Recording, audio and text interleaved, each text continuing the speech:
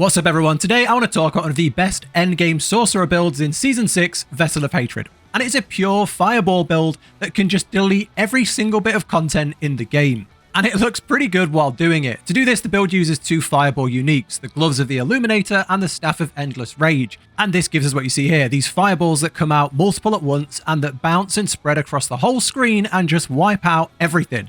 On top of this, the way these uniques scale is when you masterwork them, you can just get your fireball skill to a ridiculously high level. I'm like 8 out of 12 on most things, and my fireball skill is at 30 all the time, with no buffs, just constantly at 30 for just ridiculous damage. So you can take on everything in Torment 4, the pit at a really high level, anything that needs to be farmed, like the infernal compasses, and you can even have really good boss damage, which lots of sorcerer builds lack. And I mean, just look how fun it looks. This is just a great build. So let's break down the playstyle. It's pretty easy. You cast Fireball and destroy everything. One Fireball can take out half the screen, and we have no mana problems, so we can just keep throwing them out. We take both of the shields, the Fire and the Ice shield, to have almost permanent barrier uptime. We just alternate those. And then we take Lightning Spear and Ice Blades for a range of buffs. Firstly, it triggers our Tal Rashar Ring and our key passive, which gives us a damage bonus if we use different elements, as this is mostly a fire build. That gives us the Lightning and the Ice. And then, as well as that, because they're both conjurations, we get a bunch of buffs for having multiple conjurations out. So yeah, this build is easily my favorite so far in the season, and I'm quite excited to see how far it can go. So let's get into the details of this. So from the top, we want to put 2 points into Firebolt. We don't use it, but we use it to unlock, you put 2 points in there to unlock the core skills. So in this section, 5 points in Fireball. This number will just keep going up. I know it's big, 30 is a big number. It can go bigger. This is our main source of damage. It's the button we press the most. 5 points in there. You want to enhance it, and then you want to put Destructive. Crit strike damage is increased by 20%, 30% when in hitting 3 enemies. Now, 3 or more enemies. Now, the reason that's so good is when this build is at its best, I'm going to show a version I'll link the planner down below, the Mobalytics build, and I'll show a version without like the mythic uniques, and then a version with. When you've got the mythic uniques, you have 100% crit strike chance. You have 100% crit strike chance. So you're constantly getting that big crit damage. Okay, then we go 3 points into Elemental Dominance. Your core skills deal 12% increased damage. Okay, onto defensives. 1 point in Flame Shield. You don't really need anything else. 1 point in Ice Armor, Enhanced for mana regen, and then Shimmering for cooldown reduction. And then on the teleport, we go 1 point, Enhanced, and then we take Shimmering for 30% damage reduction. This is a build that has enough damage. You've seen 30 points in Fireball, so many buffs to damage we have. We need to take more defensives. Every chance we can take a defensive, damage reduction, extra armor, extra life, we need to be thinking about it. So this is a really, really good one for having it on the end of teleport. Then we take 18% more damage with Glass Cannon, 1 point into Elemental Attunement to have a chance to reset our defenses. We have almost perfect uptime, where like when you use Fire Shield, your Ice Shield will be off cooldown. When that runs out, that will be back. And this just helps you have that extra, just in case you get hit too much, that gives you an extra reset. 1 point into Energy Focus to have Dampen Layer, 6% damage reduction when you have an active barrier, which again should be all the time. Down into here on our conjurations. 1 point into Ice Blades, 1 point into Enhanced, and 1 point into Summoned Ice Blades. If you're new to Sorcerer or you've never done this before, this means that whenever you have Ice Blades out, as they're dealing damage, they are reducing your other cooldowns. So its cooldown reduction is applied to other skills. So the more of these you have out, the more of your other cooldowns get reduced, which is important for our shields. Then we take Lightning Spear, 1 point Enhanced, 1 point into Invoke Lightning Spear, stuns enemies for a few seconds when critically striking. It will critically strike a lot because we have so much crit strike. 1 point into Align the Elements, 3 points into Protection, using a cooldown, gives you Barrier, perfect. Then we take 3 points into Conjuration Mastery, so the more of these we have out, the more damage, speed, and mana regen we get. And when we get into our items, I'm going to talk about them, the more movement speed we have, the more damage we have. So this is a win-win-win. Then 3 points into Mana Shield. Every time you spend mana, gain damage reduction. Down into here, we take the fire damage here. Inner Flames, more damage. Devouring Blaze, when you crit strike, you deal more damage. So we're crit striking all the time. 1 point in there just because it's a lucky hit. We don't really need it. In the final section, 3 points into Fiery Surge. Every time you defeat a burning enemy, you get mana regen. 45% mana regen will be up almost all the time, which is fantastic. 3 points into Soulfire for mana reduction and damage increase. And there's a bonus if you stand still. Because we're throwing out these fireballs, we're standing still doing it. 3 points into Endless Pyre for damage. And then 1 point into Warmth to trigger a little bit of healing. You don't really need it, but it's worth having a little 1 point in there. Then we take 3 points into Elemental Synergy. Frost, Shock, and Pyromancy skills deal increased damage. for each skill you have equipped. We have a lot of fire on, so that works really well. 3 points into evocation for 12% cooldown reduction. And then our key passive, we take enlightenment. Casting any skill gives you a stack of enlightenment, or grants 15 if you previously cast a different element. Once you hit 100, it starts ticking down. And basically, that just gives you a massive damage bonus. You can see it there. Damage, mana regen, and attack speed, and all of the bonuses you have to other elements. The reason that's so good is because if you're just throwing out fireballs, you see it tick it up 1, 2, 3, 4, 5. If you go fire, ice shield, lightning spear, what's the other one? Ice blades, it flies up and you're nearly back at the full stack. So this is really, really good in this build because we do have these conjurations triggering it. You could take the fire stuff like the crit damage increase, but I think this honestly works better. But yeah, that's the skill tree. I haven't got the 2 points from the do zone yet. If you do, I'd put them in here. I'd put them in elemental attunement and 3 out of 3 that. I need to go do it. But yeah, 3 out of 3 that. It's a really good skill, and we have like 3 points in lucky hit there, and we do have decent lucky hit with our items at endgame, so that's worth doing. But yeah, that's the build. Okay, now let's talk about enchantments. And it's a clear winner, Fireball. Fireball should be the first thing you think about. When you kill an enemy, they explode in a fireball for 60% of its damage, which is still a ridiculous amount of damage. So 100%, that should be your first thing you think about. After that, you kind of have a choice of what you want to take here. I think Ice Blades is good. For every 30 seconds in cooldowns you spend, you summon an Ice Blade on a random enemy. Now, if you look at what we've got like 17 seconds on Ice Armor, 17 on Flame Shield, 14 there, 17 there. So we do get a lot of Ice Blades that summon randomly from this. On top of that, when our Ice Blades are out, they're bringing our cooldowns down. So we're getting our Fire Shield and our Ice Armor back up faster, giving us more of an uptime of having this permanent barrier up. And we get like damage and defense from having a barrier. So I think that is the way to go with this build. You could try different things. You could try the teleport to have an extra source of lightning damage, but I don't think teleport is the better play there. I think Ice Blades work better. Okay, now let's go Mercenaries. So on the Mercenaries, I think this is the best one. Viana. I think this Mercenary is one of the best Mercenaries in the game easily. So if you take Viana as your main hired Mercenary, you get Massacre. Every time you beat an enemy, you stack this Massacre perk. When it hits 100, you have 20% movement speed. And the thing we have here is on our boots, your crit strike chance is increased by 25, well, up to 40% of your movement speed bonus. Look, my gear's trash. Up to 40% of your move speed bonus. So this here is like it's move speed and it's damage. So you definitely want to have that big buff on. And then you want to go down to here and you can get attack speed. So you get 1% attack speed for 5 seconds, up to 10%. And then down at the bottom, you take attack speed again, up another 5% attack speed. So we get movement speed, damage, and attack speed. As we're just throwing out fireballs, that works really, really well. Then for the hired mercenary, for the reinforcement mercenary, sorry, you want to be looking at some defensives. I like this one. Taunts enemies around you for 5 seconds and you gain 5% damage reduction for each target. I just have that on whenever you use an ability so that it's always triggering. Like as soon as it comes off cooldown, it triggers again. Just having a constant source of damage reduction, just coming in and out all the time is really good. And you'll see when we get to the rune words, take even more just constant procs of damage reduction. So you'll just see, as I'm fighting, I have 2 full lines of buffs. And a lot of it's damage reduction, and you do need it. You need it when you get into Torment 4. Yeah, that's the Mercenaries. Okay, so let's talk about the gear, and this is an endgame build. Like I'm clearing high-end Torment 4 stuff with this, but don't think you can't start this if you don't have any mythic uniques. I was using this Fireball build from like, I don't know, Torment 2. As soon as I unlocked Torment 2, I switched to this, and I was using it with no mythic uniques. I got my gear, I got my aspects, I got like the weapon and the gloves, and then I moved into Torment 3. So you can slowly build up and you can farm really well in like Torment 2 and Torment 3 until you get your mythics. But as soon as you get your mythics, you can go into 4 and just delete everything. So let's go through it. I'm going to put a link down below to the Mobalytics build, and I'm going to try and do a mythic version and then a non-mythic version while you're working on getting those pieces. But yeah, I'll go through the endgame version now. And this build isn't finished. Like you can see, most of the stuff's like 8 out of 12. No, nothing's 12 out of 12, I don't think. But you can see 100% crit strike, 1,500 crit strike damage, nearly 50% attack speed. We've got like all these elemental damage bonuses that go into a key passive. Got, I think, nearly 200% movement speed. This will cap to 200 by the end. You've got, where is it? Lucky hit chance of 78%. This is a very, very fun build once you work on your gear, but it is gear intensive. So you do need to farm a lot of this stuff out. Okay, let's go through the endgame version of this. This is pretty much everything once you've got it. So Air of Perdition, crit strike chance, lucky hit, movement speed, and then plus to core skills, which is our fireball.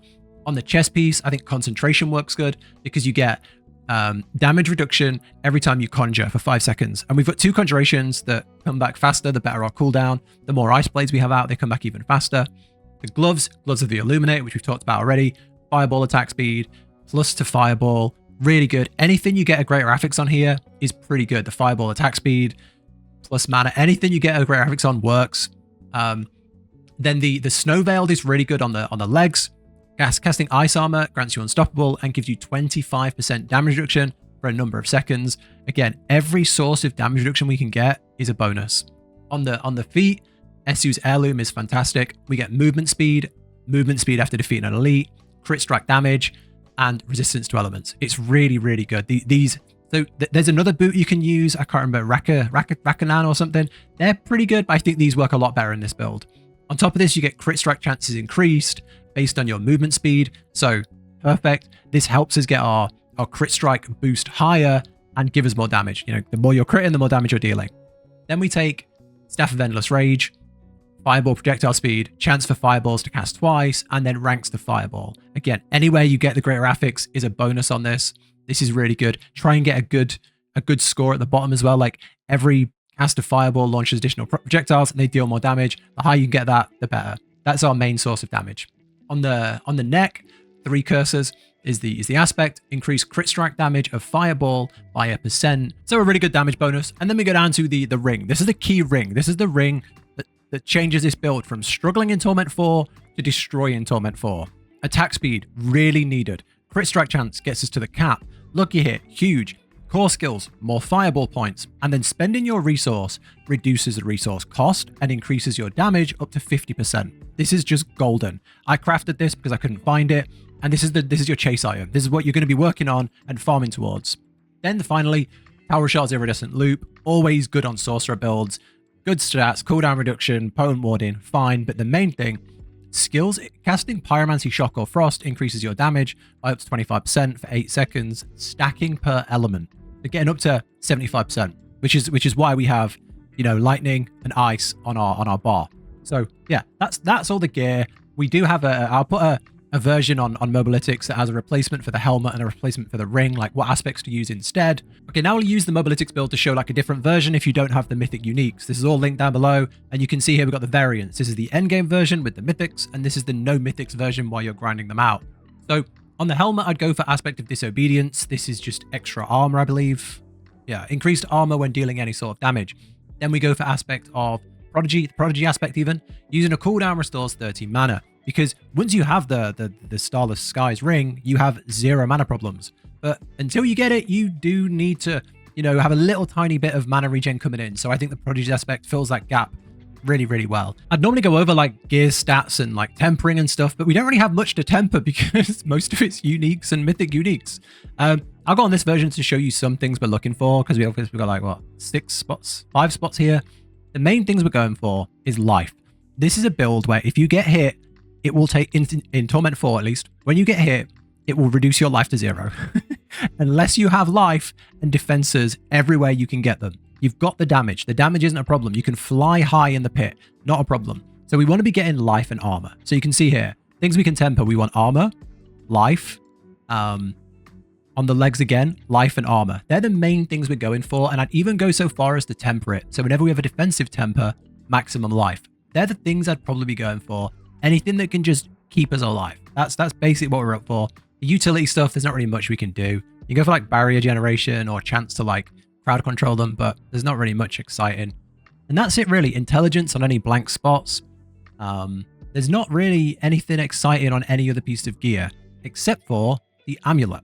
On the amulet, this is like, again, this is another chase item for you. You want ranks in glass cannon, because this is massive damage. It's a huge damage boost if you have ranks in glass cannon. And then ranks to devouring blaze, because again, because of how our build works, that's another massive damage bonus. So that's something else to look for.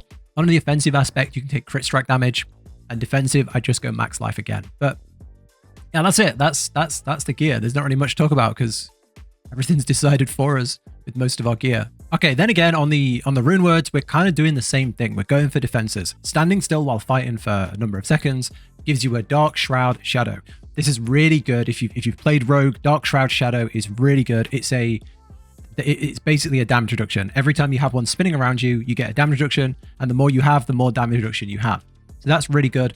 On this build, we will have a lot of standing around, just throwing out fireballs, and because of our barriers, we shouldn't be getting hit that much, so we can stack a few of these shadows.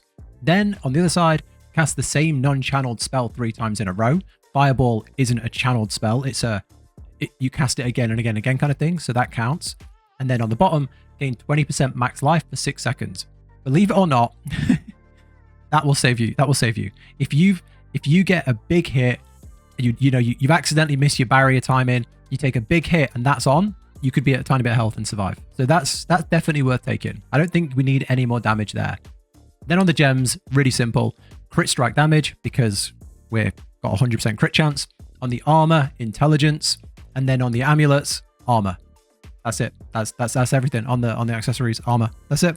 Okay, now let's talk about the Paragon board. And there's been a big change to the Paragon board in Season 6. So if you're not aware, before the Season 6, you could have like 7 or 8 boards. There's no limit. So you would be going through like 7 or 8 boards, putting 7 or 8 glyphs in, and getting the most critical things. You'd be really careful with your points. However, now we have a 5 board limit, a 5 glyph limit, and we have more points. So there's a lot of places where it's like, why are we clustering? Why are we spending so many points here? Why are we going all the way down here for plus 2% max life? Because there's nothing else to do. There's nothing else to do with our points because we have so many. So what I'm going to talk about is I'm going to talk about the main things to do for like your first 200 points. And then you can use this as a guide for everything else. So the main things we're doing in the Paragon board: left side of the bottom, right side of the bottom, physical damage and resistance to all elements and max life. Heading into the middle, we take reinforced. This gives a 15% damage reduction while you have a barrier. The reason that's so good is because we always have a barrier. Flame shield, ice armor, and then the other barrier we get from our skill tree that's a percent of our life. So that's like a constant damage reduction. Massive. We go again, both sides, physical damage, damage to elites. Then you leave and you take...